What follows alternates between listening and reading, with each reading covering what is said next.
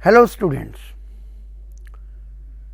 today we will see that how the gerunds are used. Gerunds are a part of non-finites.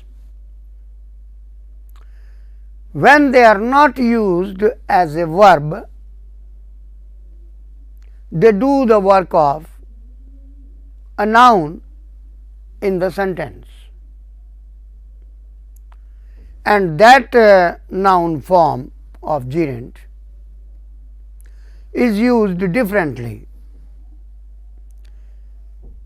As already it has been told to you, it is used as subject of the verb, it is used as an object of the verb, and it is used after a preposition. It is also used as a subject complement, and as a case of apposition to the noun. When apposition means when we take it near the noun, other noun, we make use of it. One thing is to be noted, that gerunds are used after the given verbs. These are the various verbs